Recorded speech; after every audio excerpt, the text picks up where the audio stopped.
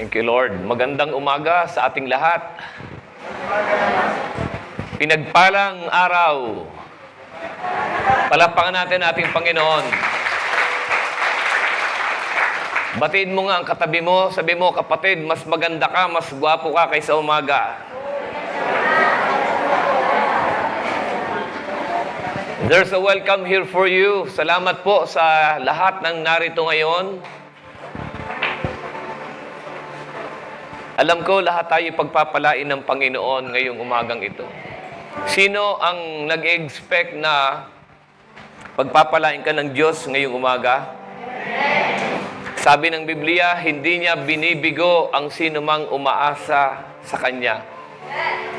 So alam ko po, merong gagawin ang Panginoon at merong kakatagpuin si Lord ngayong umaga. Sino kaya yon? Handa na ba tayo? I want to read the Bible in the book of Mark, chapter 7, verse 24 to 30. Let me read to you in NIV version. At babasahin ko rin po sa inyo sa Tagalog Bible. Sabi po dito, Jesus left that place and went to the vicinity of Tyre. He entered a house and did not want anyone to know it. Yet, he could not keep his presence secret. In fact, as soon as she heard about him, a woman whose little daughter was possessed by an impure spirit came and fell at his feet. The woman was a Greek born in Syrian Phoenicia. She begged Jesus to drive the demon out of her daughter. First, let the children eat all they want, he told her.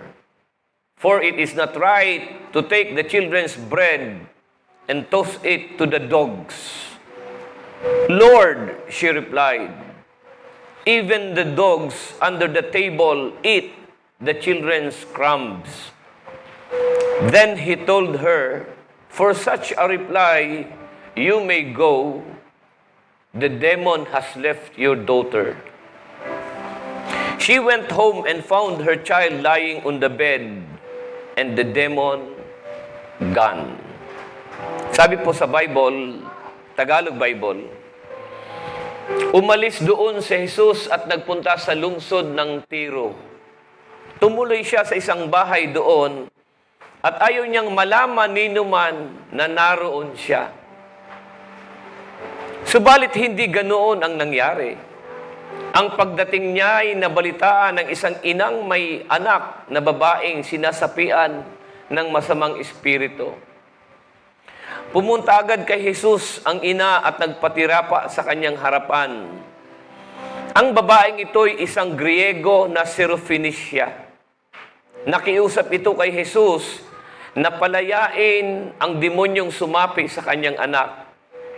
Ngunit sinabi ni Jesus, kailangang ang mga anak muna ang pakainin, hindi dapat kunin ang pagkain ng mga anak upang ihagis sa mga aso.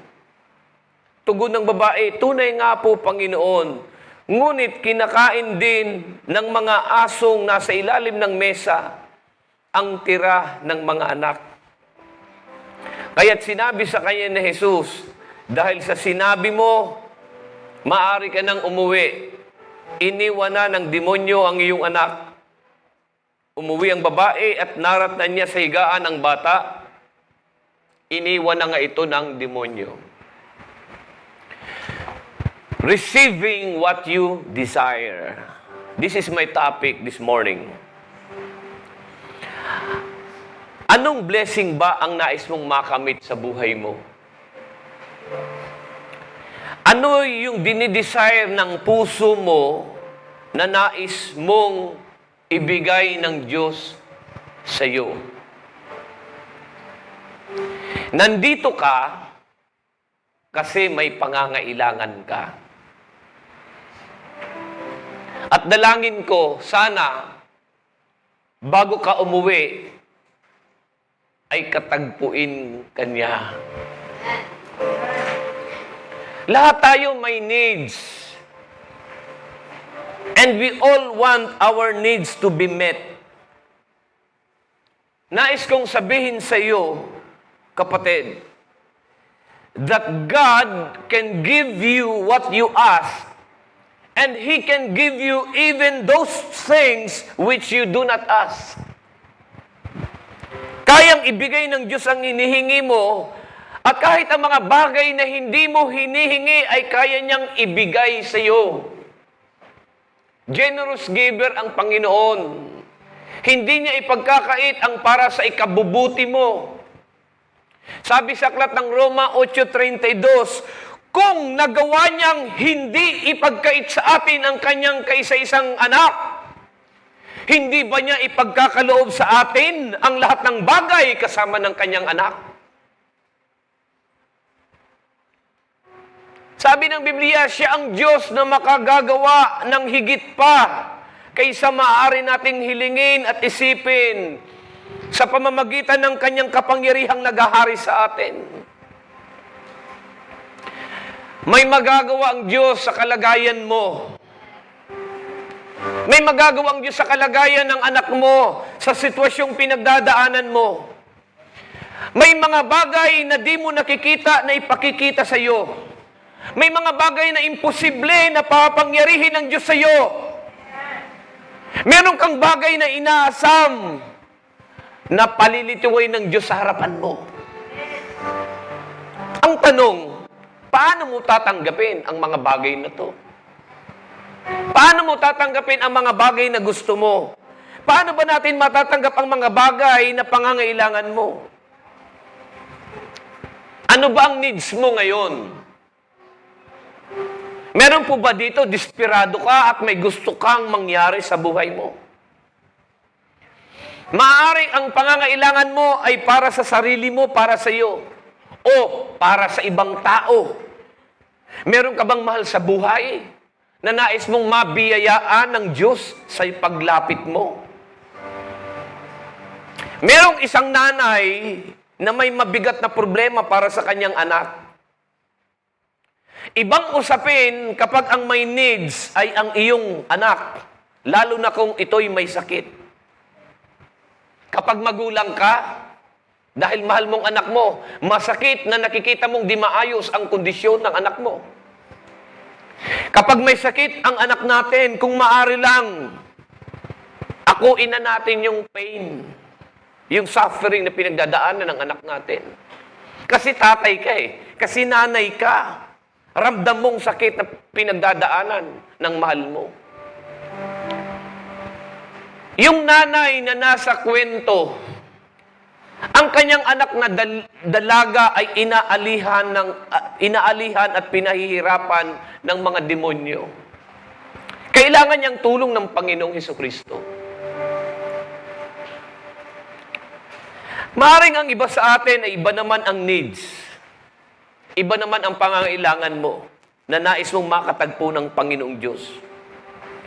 Marahil sa iyong asawa, sa iyong pananalapi, kabuhayan, o sa iyong personal na pangangailangan. Whatever it is, anuman ang iyong pangangailangan, ang iyong needs. Ang sabi ng kanta, walang mahirap sa iyo. Walang mahirap sa iyo. Ikaw ang Panginoon na makapangyarihan. Walang mahirap sa iyo. Walang mahirap sa iyo. Walang mahirap sa iyo. Ikaw ang Panginoon na makapangyarihan. Walang mahirap sa iyo. Meron ba akong hindi kayang gawin? Tanong ng Diyos kay Moises. Tanong ng Diyos sa iyo at sa akin. Meron ba akong hindi kayang gawin? Sabi ng Panginoon. Is there anything too hard for me? Is there anything too difficult for me that I cannot do? Maigsi ba ang aking kamay upang hindi ko maabot ang pangangailangan mo? Ako ba ay bingi upang hindi ko marinig ang mga daing mo? Ako ba ay bulag upang hindi ko makita ang hirap na pinagdadaanan mo? Kapatid, walang mahirap sa Diyos. Paano ba nakuha ng babae yung nais niya? Paano niya nakuha yung desire ng puso niya? Given the fact na sabi ng kwento, ayaw ng Panginoon na malaman ng mga tao na naroon siya sa lungsod ng Tiro. Ayaw ng Panginoon ipaalam na nandoon siya. Jesus doesn't want the people to know that He was there. Jesus was hiding Himself from the crowd. Nagtatago ang Panginoon. Nagtatago siya sa mga tao. At sabi ng Bible, palihim siyang nakituloy sa isang bahay doon sa Tiro. Pero teka pa kapatid, bakit may isang nanay na tumanggap ng himala? Ano bang ginawa niya? Ano ang ginawa ng babaeng ito na dapat din natin gawin upang pangangailangan mo ay katagpuin? Let me give you some important points today, my friend. I know that you're desiring something to receive from God. If you want to receive something from God, first, you have to discover Him among the crowd. You have to discover and encounter Him among the crowd. Makinig ka kapatid, maraming tao ang lungsod ng Tiro, pero hindi nila alam na nandoon si Kristo. Posible pala na si Lord ay nasa crowd pero hindi siya makita. Hindi lahat ng nasa crowd nasasapol ng biyaya. Hindi lahat ng tao na nasa pila nakakatanggap ng grasya. Makinig ka kapatid, nasa crowd tayo ngayon. Marami tayo ngayon, nasa crowd tayo ngayon. Ngunit sadyang may mga piling tao na nasa crowd na natatamaan at nabibiyayaan. Sino kaya yun? Sadyang merong nabibigyan ng atensyon at nakakatanggap ng solusyon mula mismo sa Panginoon. Itong ating tanong kapatid ngayong umagang ito, sino kaya dito ang makasusumpong at makakaengkwentro sa Panginoon?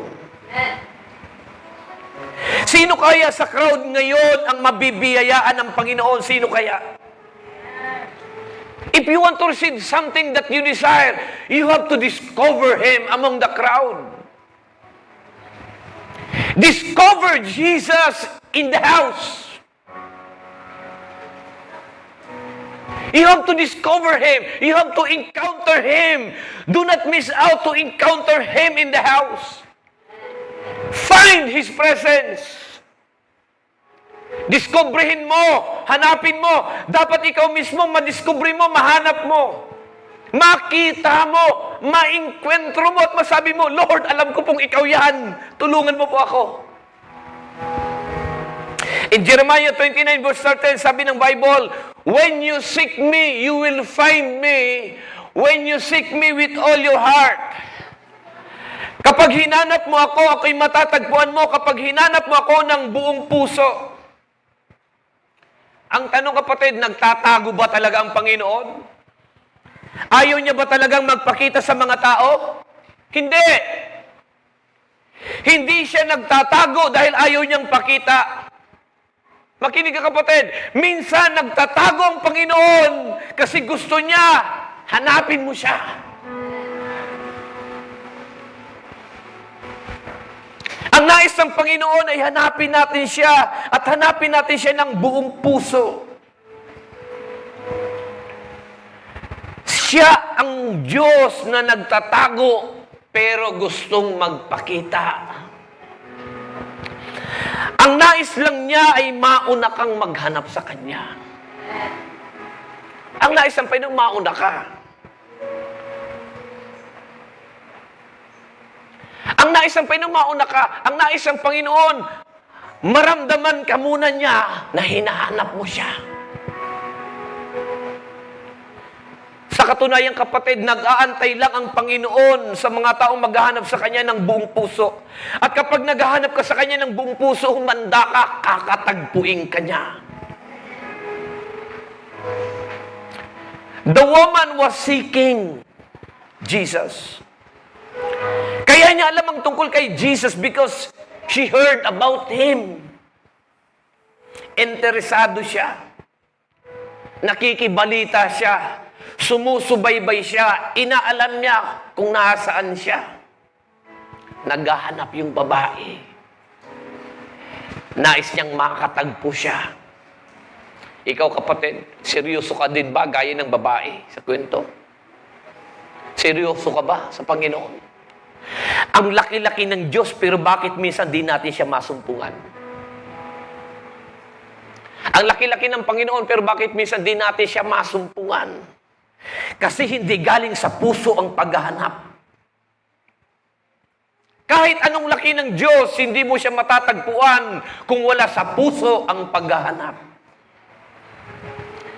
Sino ang nandito ngayon dahil hinahanap mong Panginoon?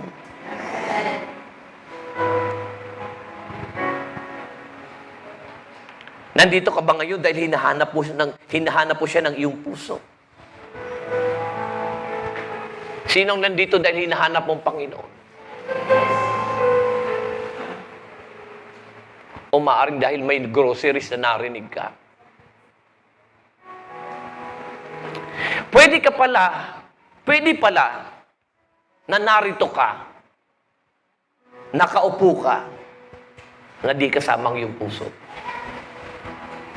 At kapag di mo kasama ang iyong puso, imposibleng madama mo ang kanyang paghipo. Dahil sabi ng Panginoon, when you seek me, you shall find me. When you seek me with all your heart. Sinisiguro ko sa iyo, kapatid, kapag hinahanap mo siya ngayon ng iyong puso, hindi pwedeng hindi mo siya masumpungan kahit saan pa siya magtago. Hindi pwedeng hindi mo siya makita kapag ang puso mo ay uhaw sa Kanya. Dahil sabi ng Panginoon, when you seek me, you will find me. When you seek me with all your heart will lead you to God. Sino sa crowd na narito ngayon ang puso mo ay naghahanap sa Diyos? Meron ka bang gustong mangyari? Maaring ang iba sa inyo ay may problema. Bakit di mo sabihin sa Kanya, Lord, kakatagpuin kita. Katagpuin mo din po ako. Anong gusto mong mangyari sa buhay mo? Yung babae sa kwento, meron siyang gustong mangyari. Meron siyang iniwang problema sa bahay niya. Pinahirapan ng demonyo ang kanyang anak na nasa bahay. Ayaw ng babaeng uuwi. Ayaw ng nanay na uuwi. Ganun pa rin makita niyang kalagayan. Kapatid, hanapin mo ang Diyos. Katagpuin mo ang Panginoon. Maaring nandito ka ngayon. Pero kapatid, nais kang maramdaman ng Panginoon. Nais kang maramdaman ng Panginoon. Magparamdam ka at magpaparamdam din siya. Kailangang mauna ka. Mauna ka. Sabi ni Apostol Santiago, to get attached from the Lord is so real. If you draw near to Him, He will draw near to you. Ang makapiling ang Diyos ay tunay. Kung ikaw ay lalapit, lalapitan ka niya. Mauna ka, kapatid. Kailangang mauna ka. Nais ng Diyos na maramdaman ang puso mo ay uhaw sa presensya niya. Puso ang puhunan, kapatid. Kapag puso ang usapan, walang Diyos na hindi pwedeng hindi siya masumpungan. Kapag ginamit mo ang puso sa paghahanap, sigurado meron kang malalasap at matatanggap. Discover Him. Encounter Him among the crowd.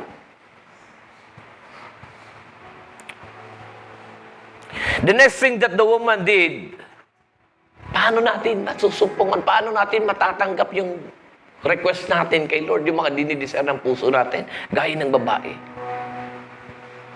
Secondly, you have to discover what Jesus has for you. Discover what Jesus has for you. Discoverin mo kung anong meron siya na may bibigay sa iyo. Sino ba siya? Sino ba ang Panginoon? Ano bang kaya niyang gawin sa buhay ko at sa buhay mo? Discover Him, what He has for you. Sabi ni Apostol Pablo sa Filipos 3:10, that I may know Him and the power of His resurrection and in the fellowship of His suffering. That I may know Him. Have a dynamic purpose to know Him. Lord, sino ka sa buhay ko? Lord, sino ka sa pamilya ko? Sino ka sa mga anak ko? Sino ka, Panginoon, sa kabuhayan ko? Sino ka, Panginoon, sa kalusugan ko? Hindi lang ang malaman ko, kundi ang maranasan ko, Panginoon. Discoverin mong magagawa ng Diyos. Hindi lang head knowledge, kundi yung experiential knowledge. Ayaw ko lang malaman. Ayaw ko lang na malaman na ikaw ay Diyos na nagpo-provide. Nais kong maranasan mismo ang iyong provision sa buhay ko.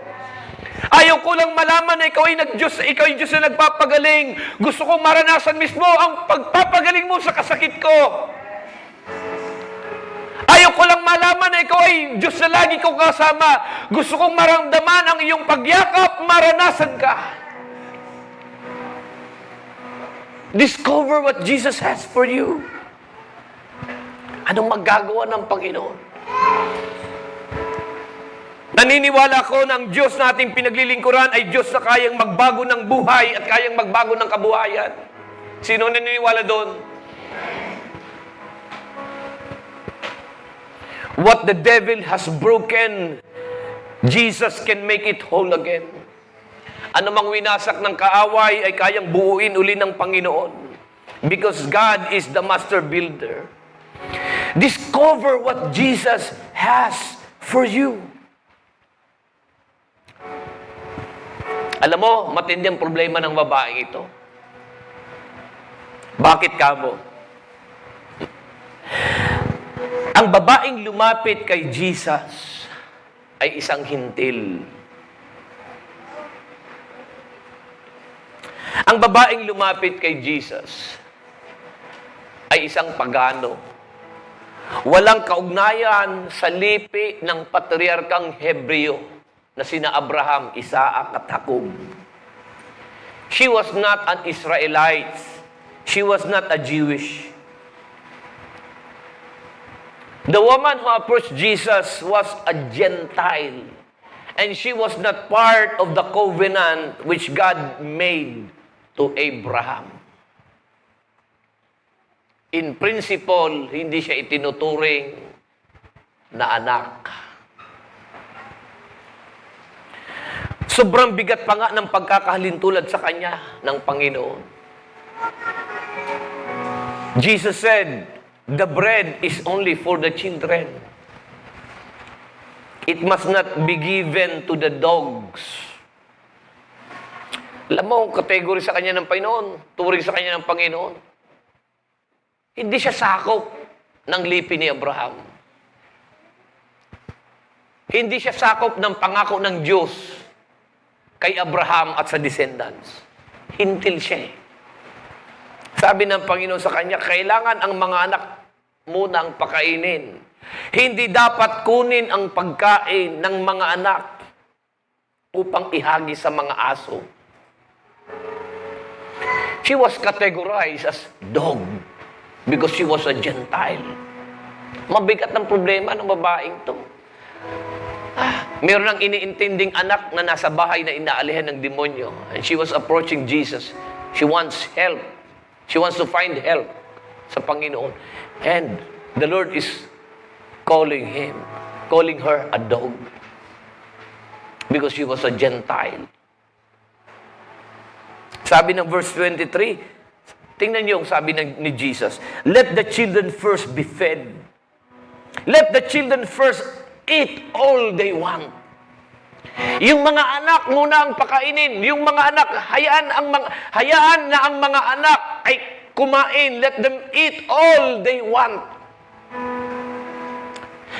Tingnan mo kapatid, Kung alam mong anak ka ng Diyos, kung alam mo sa sarili mo, sigurado ka sa sarili mo na anak ka ng Diyos, basa mo na ang puso ng Panginoon eh. Kung alam mong anak ka ng Diyos, bago ka pa man napunta dito, nasa puso na ng Panginoon, busugin ka. Kung ikaw'y anak ng Diyos, nasa puso na ng Panginoon, bago ka pa napunta dito, nasa puso na ng Panginoon, na pagpalain ka, busugin ka, buhusan ka. Let the children eat all they want. If you are God's children, you can eat. You can eat all what you want. Gusto ng Panginoon, pagpalain ka, buhusan ka. Ang nais ng Diyos, ang nais ng ating tatay, sa kanyang anak ay mabusog. Kapatid, nais kang busugin ng Diyos. Nais kang pagpalain ng Panginoong Diyos. Sabi ng Bible, let the children eat all they want. God wants to bless you kasi anak ka niya. Siguraduhin mo lang, totoong anak ka niya. Pero kung meron, gusto kong marinig yung malakas na amen ng nagsasabing siya'y anak ng Diyos. Magsabi nga ng malakas na amen yung nagsasabing siya'y anak ng Panginoon. Siguraduhin mo lang, totoong anak ka dahil gusto ng Panginoon, ang anak ay buhusan, pagpalain. Mayroong isang babae na mahilig sa halaman. Bagong salta sa isang barangay. At ang kanyang mga kapitbahay, inoobserbahan siya sa kanilang bagong kapitbahay. Napansin ng mga kapitbahay na ang babaeng bagong salta ay mahilig sa halaman. Merong 7 paso ng mga halaman na laging dinidiligan tuwing umaga. Kinaumagahan, kumuha yung babae ng tubig at nagdilig. 7 paso. Sabi niya, 1, 2, 3, 4, 5, 7. Sabi mga kapitbahay, yung pang-6 na paso, hindi diniligan. Baka nakalimutan lang. Obserban uli natin bukas. Kuha uli ng tubig yung babae, kinabugasan, dilig uli. 1, 2, 3, 4, 5, 7. Yung pang-6. Hindi naman nadiligan. Mukhang unfair ang babaeng ito. 7 yung halaman niya, ba't yung pang-6 dinidiligan? Bukas, abangan uli natin. Pag hindi pa niya diniligan, lapitan na natin. Napaka-unfair ng babaeng ito. Inabukasan, kuha uli yung babae ng tubig at nagdilig uli sa kanyang mga halaman. 1, 2, 3, 4, 5, 7. Sumugo ng mga kapitbahay. Napaka-unfair mo. Nung isang araw ka pa namin, inoobserbahan. 7 yung iyong halaman. Pero bakit yung pang-6 na paso, hindi mo dinidiligan? 3 araw na, hindi mo dinidiligan. Sabi ng babae, ganun po ba? Sorry po. Kasi po yung pang-6 na paso, plastic po ang halaman doon. Hindi ko Yung totoong halaman, dinidiligan. Kung totoong anak ka, hindi pwedeng hindi ka buhusan ng pagpapala ng Panginoon. Kung totoong anak ka, bubuhusan ka ng tatay ng pagpapala. Hindi dinidiligan yung hindi totoo. Hello? Discover what Jesus has for you. Kaya matindi ang problema ng babaeng ito. Bakit? Hindi siya itinuturing na anak. She was a Gentile. May problema ang babae. Pero, alam ng babaeng hintil na wala siyang bahagi sa mga pangako ng Diyos kay Abraham. Hindi siya itinuturing na anak.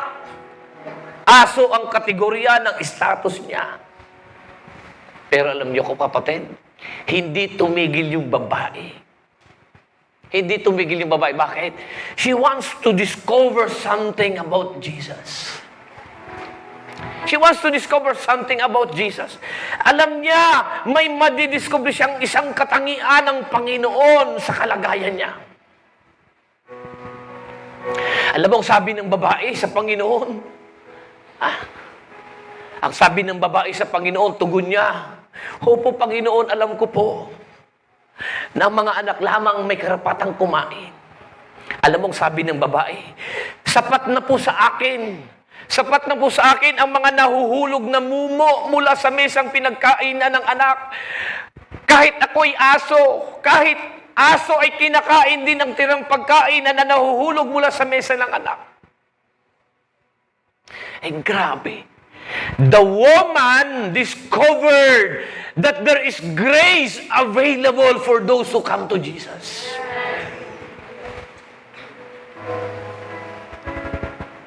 She discovered there is grace available for those who come to Him. May grasyang nakalaan sa sino mang lumalapit kay Jesus. Hudyo ka man o hintil, alam ng babae na punong-puno ng biyaya ang puso ng Panginoon. Alam niyo po bang ibig sabihin ng biyaya? Alam niyo po bang ibig sabihin ng grasya? Ang ibig sabihin ng salitang grasya, hindi ka karapat-dapat, ngunit pinagikang karapat-dapat ng Panginoon.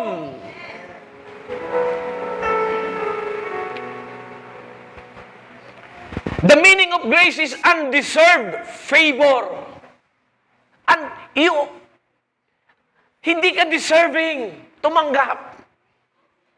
Pero dahil sa Panginoon, she discovered something about Jesus that this man is full of grace. Punong-puno ng biyayang taong ito. Ang di dapat mapunta sa iyo ay napupunta sa iyo. Nagdideklara ako ng biyaya ng Diyos sa kapulungang ito, sa kongregasyong ito. May mga hindi dapat gumaling, pero pagagalingin, sino kaya yon? May mga hindi dapat payamanin, pero may payayamanin. Sino kaya yon? May mga imposibleng sitwasyon na papangyarihin ng Diyos dahil mayaman ang grasya ng Panginoon. There is grace available for those who come to Him. Nagdideklara ko, kapatid, sa umagang ito, may mga small time na magiging big time. Sino kaya magiging big time dito? Tingnan mo katabi mo. Huwag mong mamaliitin yan. Maaaring tingin mo sa kanya ngayon, small time. Pag tinamaan niya ng biyaya ng Diyos, yung small time na katabi mo, isang araw big time. Sino kaya dito? Pag tinamaan ka ng grasya ng Panginoon, may mga baon sa utang ngayon, pero isang araw ikaw nang magpapautang. Sino kaya yun? May mga kinakawawa na tatanggap ng pagpapala. May mga inaapi ngayon, pero titingalain bukas. Isa pang kahulugan ng grasya, kasakitan ni Kristo, kapalit kaligayahan mo.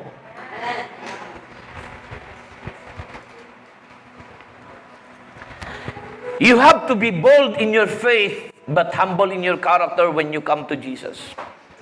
Naghahanap ang Diyos ng mga taong porsigido, determinado, at agresibo. Alam mo kapatid, yung babae ay porsigido, determinado, at agresibo. May gusto siyang mangyari. Buo na sa loob niya, hindi ako uuwi na walang nangyayari. Hindi ako uuwing walang nangyari. Kailangang may mangyari. Ikaw kapatid, sino dito ang gusto mong may mangyari? Ilaban mo ang faith mo, kapatid. Nakaupo ka pa lang ngayon, may kaya ng pangyarihin ang Panginoon. You have to fight the good fight of faith. Jesus will test your faith. Susubukan ng Panginoon ang faith mo, pati ang karakter mo. Ilalaban mo pa bang faith mo? Kikinang pa bang karakter mo sa gitna ng pagsubok mo? Sinubukan yung babae, hindi biro. Sinubukan yung babae. Tingnan niyo po, nagpatira pa na. Biro mo, nagpatira pa na, sumamba na. Nakarinig pa ng salitang mukhang hindi maganda. Salitang parang hindi pumapabor sa sadya niya. She was categorized as dog because she was a Gentile. Alam ng babaeng status niya, siya isang Griego at hindi Hudyo. Masakit sa pandinig ng mga anak lamang dapat makinabang sa pagkain at hindi ang aso. Pero sa loob-loob ng babae, ilalaban ko ang faith ko para sa anak ko. Ilalaban kong faith ko. Sabi niya, Lord, she replied, even the dogs under the table eat that children's crumbs. Panginoon, kahit aso nakakakain din ng nahuhulog na mumo. Kahit mumo lang, sapat na sa akin, Panginoon. Grabe. Kahit mumo lang, sapat na okay na sa akin. Nagpakababa siya habang nilalaban ang faith niya. Ito ang sekretong ginawa ng babae sa harap ng Panginoon. Nagpakababa siya habang palaban ang pananampalataya niya. Pananampalataya na walang magagawang Panginoon, kundi igawad sa babae yung nais niya. Humangang Panginoon sa pagpapakababa at matinding pananampalataya. Then Jesus told her, for such a reply, you may go. The demon has left your daughter. Umuwi ka na. Iniwan na ng demonyo ang anak mo. Dahil sa sinabi mo, maaari ka nang umuwi. Iniwan na ng demonyo ang iyong anak. Umuwi ang babae at naratan niya sa higaan ng bata. Iniwan na nga ito ng demonyo. Kapatid, gaano kabigat ng sitwasyong dinadala mo? Gaano ba kabigat yung sitwasyong dinadala mo ngayon? Kapatid, kung sino ka man, alam ng Panginoon ang kondisyon ng buhay mo. May mga taong masayang mukha, pero malungkot ang kalooban. Tingnan mo ang katabi mo. Masaya bang mukha niya? May mga taong masaya mukha, pero malungkot ang kalooban. May mga taong patawa-tawa lang, pero yung puso, sugatan. Tingnan mo ang katabi mo.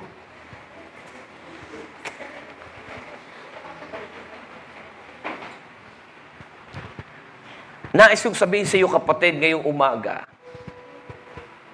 available ang grace ni Lord para sa iyo. The grace of God is available for you. Ang grasya ng Diyos ay available para sa iyo. Para sa anak mo. Para sa asawa mo. Sa pamilya mo. Sa kabuhayan mo. Sa kalusugan mo. Makinig, kapatid.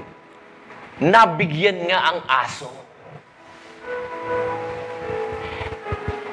Nabiyayaan nga ayong aso. Sabi mo sa katabi mo, ikaw pa kaya?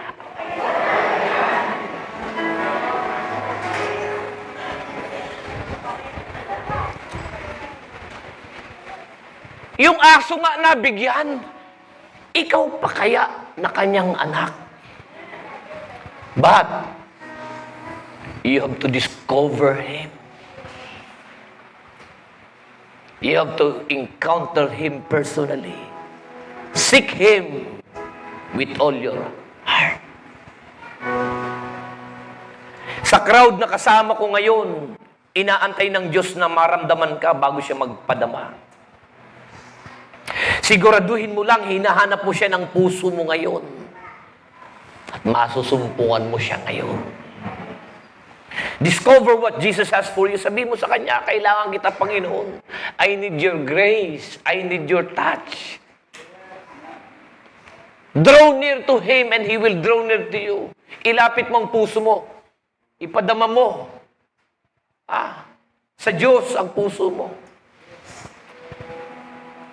Believe, have faith, and humble yourself.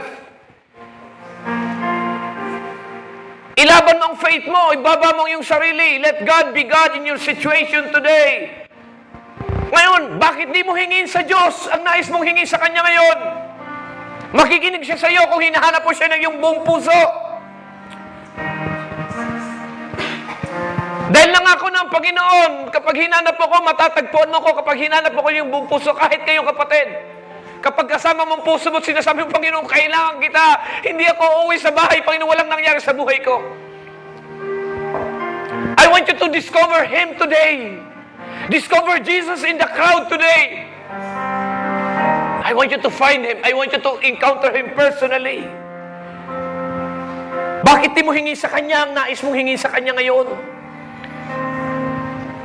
Tumayo ka sa iyong kinaupuan, kapatid. Tumayo ka sa iyong kinaupuan. Itaas mo iyong kamay at tumawag ka sa Kanya. Sabi mo sa Kanyang nais mo. Sabi mo sa Kanyang nais mo. Ibuhos mo sa Kanyang puso mo. Sabi mo sa Kanya, Lord, kailangan kita, Panginoon. Kailangan kita, Panginoon. Di ako uuwi sa bahay, Panginoon, walang nangyari sa buhay ko. Come on, church! Taas mo yung kamay sa Panginoon, sabi mo sa Kanya ang laman ng puso mo. Ibuhos mo sa Kanya ang laman ng puso mo, ang mga kabigatan mo. Sabi mo, Lord, kailangan kita. Kailangan ko yung paghipo. Kailangan ko yung presensya. Kailangan ko ang iyong presensya, Panginoon. You can receive what you desire. Discover Him in the house. Discover Jesus in the house. Sabi mo sa Panginoon, Lord, kailangan kita. Hipuin mo ang anak ko. Hipuin mo ang kabuhayan ko. Hipuin mo ang kalusugan ko. Tulungan mo ako, Panginoon. Pagalingin mo ako. Pagpalain mo ang buhay ko. Come on! Nakikinig siya sa iyo, kapatid. When you seek me, you will find me. When you seek me with all your heart. Oh, hallelujah! Ika'y tapat. Come on! Discover Him! Di magpakailan hanggat ako ay nabubuhay. Oh! Sabi mo sa Kanya ang laman ng puso mo. Huwag kang papayag na walang nangyari. Sa taas mo yung kamay sa Panginoon. Ay mabuti magpakailanman. Kung ang aso na biyayaan, ikaw pa kaya?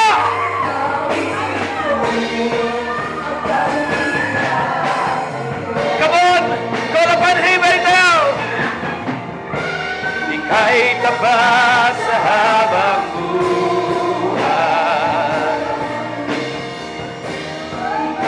Mabuti magpakailanman.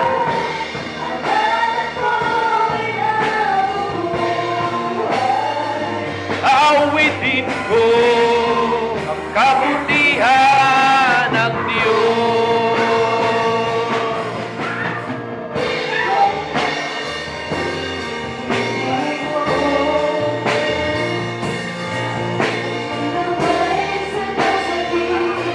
Come on! Sige, sabihin mo.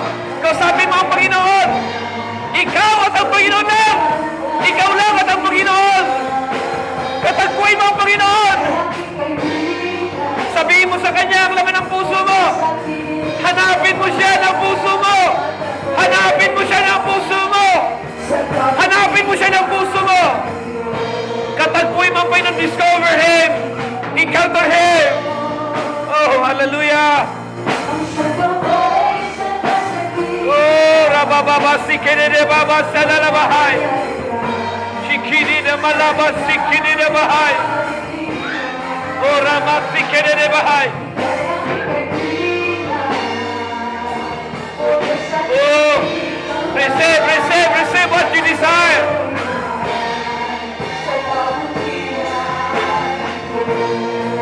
Yes! Ika'y tapat sa Come on! Kausapin mo ang Panginoon! Hanapin mo ang Panginoon! Tawagin mo ang Panginoon! Tawagin mo ang Panginoon!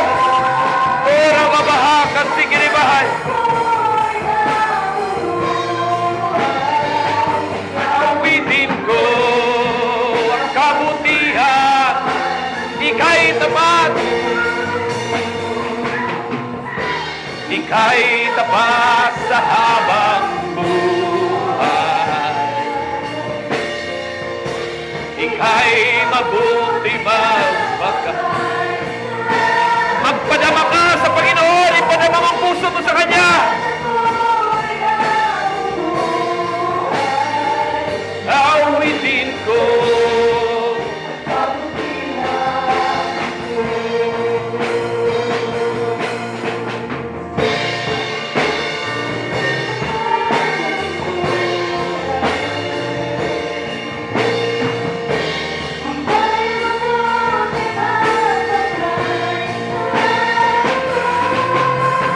Hallelujah, hallelujah, hallelujah. Awitin ko.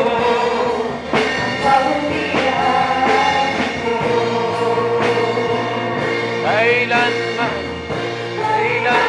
di magbabago. Buwihan mo. Kailanman di magbabago. Ang kabutihan mo. Buhay.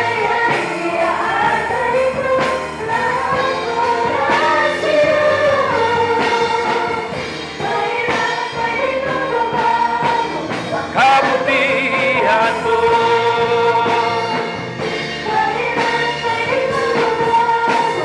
Kabutihan mo.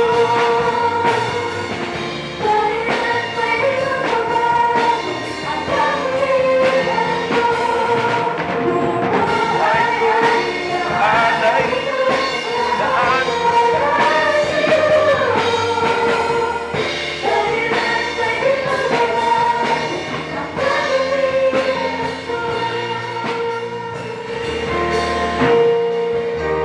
Ika'y tapat sa habang buhay. Ika'y mabuti magpakailan. Hanggat ako ay nabubuhay, awitin ko kabutihan. Awitin ko ang kabutihan ng Diyos. Awitin ko ang kabutihan